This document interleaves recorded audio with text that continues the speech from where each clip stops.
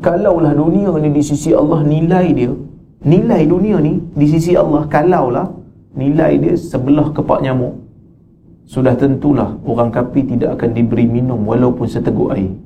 Hari ni kita tengok orang kafir bukan hanya boleh minum seteguk air, bahkan mendapat nikmat yang banyak, kerana dunia di sisi Allah lebih hina daripada sebelah kepak nyamuk punya harga.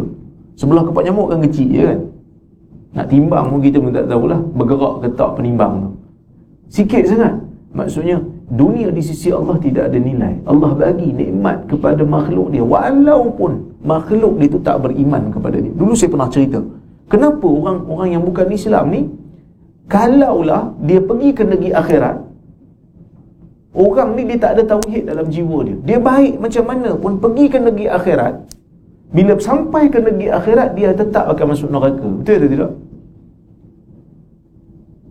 Dulu saya pernah cerita, orang tanya kat saya kan, dia kata saya ada seorang kawan, saya pergi US tahun lepas, 2 tahun lepas, masa tu seminar di Colorado. Dia kata saya ada seorang kawan Indonesia, dalam satu seminar, saya tengah bentang paper, saya buka soal jawab, dia tanya saya soalan. Dia kata saya ada seorang kawan saya ni bukan Islam, punctual, amanah, cakap elok, suka tolong saya, sangat baik.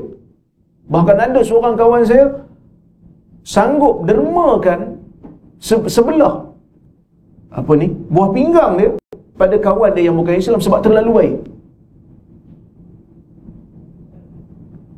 So dia kata kalau kawan saya ni meninggal dalam keadaan dia tak beriman, di mana tempat dia? Saya terpaksa kata di neraka lah. Kalau dia mati dalam keadaan tak beriman, dia dalam neraka. So dia kata kalau macam tu Pak, susah saya mau terima. Orang Islam yang begitu jahat dalam dunia ni, curi duit orang, bunuh orang, tapi bila pergi ke negeri akhirat, dia mungkinlah masuk neraka dulu, tapi akhirnya akan masuk syurga. Tapi ni orang baik, cuma masalahnya tak beriman aja.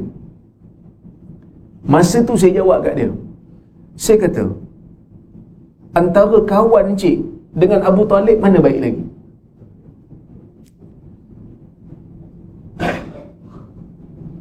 Kita ada satu tokoh dalam sirah yang tak beriman dengan Nabi SAW, tapi sangat baik dengan Nabi. Bukan hanya dia itu berperwatakan lembut pada Nabi, dia jaga Nabi, dia besarkan Nabi, dia beri makan pada Nabi SAW, dia lindungi dakwah Nabi, tapi dia tak beriman.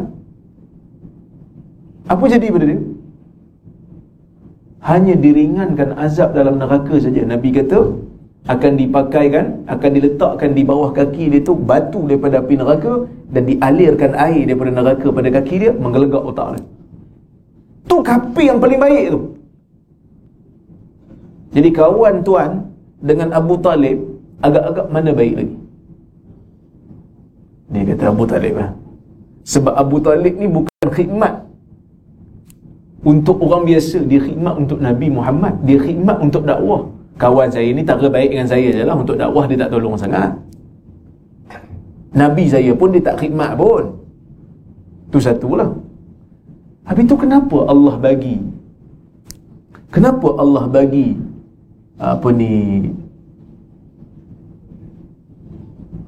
balasan yang sangat dahsyat kepada orang kafir ni walaupun dia orang pernah baik dalam dunia?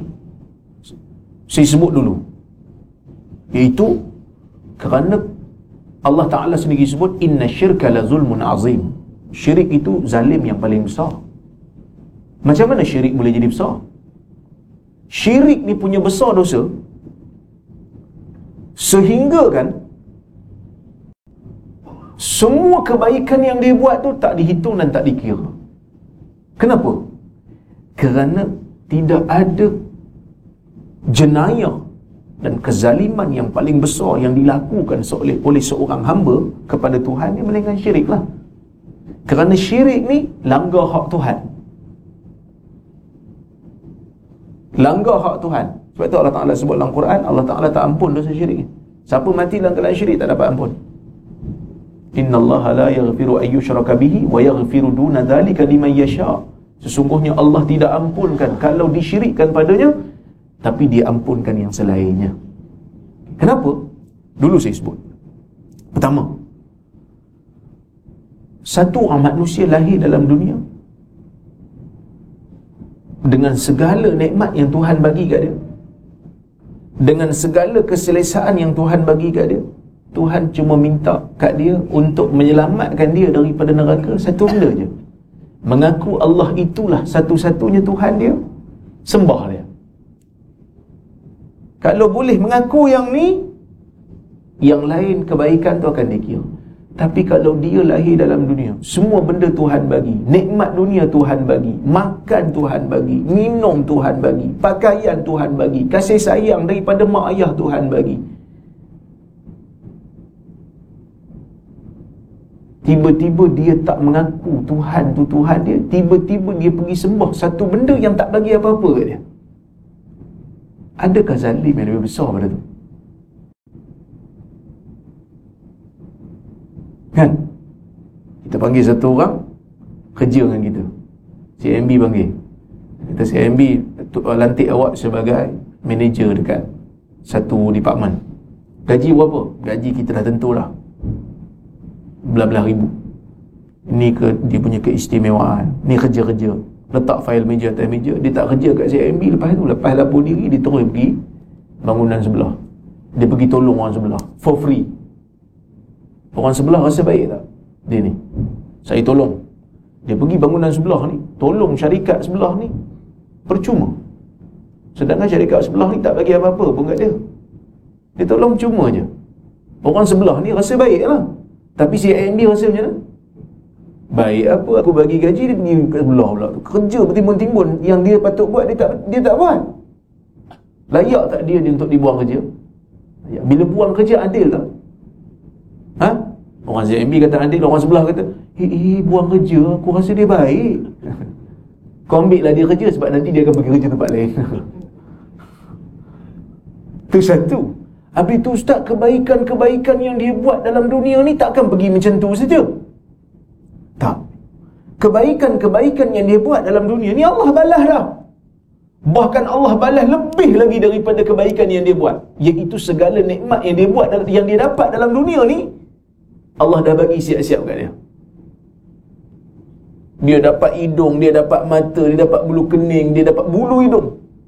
Cuba bayangkan, bulu hidung kita kena tumbuhkan sendiri. Kena beli baju, tumbuhkan bulu hidung sendiri. Tak ke penin? Tak, hari ni kita cabut, esok tumbuh lagi, minggu depan kena cabut lagi. Allah bagi percuma.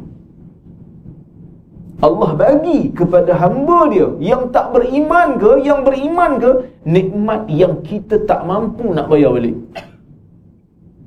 Maka sebab itu Nabi kata kita masuk syurga dengan rahmat Allah, bukan dengan amal.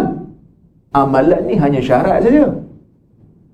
Allah bagi lebih. Sebab itu Allah Ta'ala kata sabaqat rahmati ghadabi, rahmat aku telah mendahului murka. Allah mempunyai sifat murka, tapi rahmat Allah lebih luas sehingga merangkumi orang bukan Islam. Tapi ada waktunya Allah Azza wa Jal murka kepada hambanya yang layak untuk dia, dan itu adil bagi Allah apabila hamba tu layak untuk dimurkai. Jadi Allah bagi tahu dalam hadis ni, Allah mempunyai sifat rahmat dan Allah mempunyai sifat murka. Dua. Dan kita pun ketika beriman kepada Allah, ini disebut oleh ulama ahli sunnah wal jamaah. Saya nak ulang lagi sekali. Disebut oleh ulama ahli sunnah wal jamaah, ketika beriman kepada Allah, kita mesti gabungkan dua sifat Allah ni, masukkan dalam jiwa kita. Tak boleh ambil salah satu, kerana iman kita ataupun amal kita, kalau kita ambil salah satu, dia akan jadi tempang dan tak seimbang. Kalau kita hanya mengaku Allah Ta'ala mempunyai sifat rahmat, tanpa kita peduli dengan sifat murka Allah, kita akan jadi manusia yang langsung tak takut untuk melakukan dosa. Sebab kita kata apa? Tak apalah, Allah ni bersifat rahmat. Allah ni rahmat, takkanlah dia nak azab aku. Ramai lagi orang yang lebih berdosa daripada aku, dan syurga tu pun luas. Kalau aku masuk, tak adalah sempit orang dalam tu.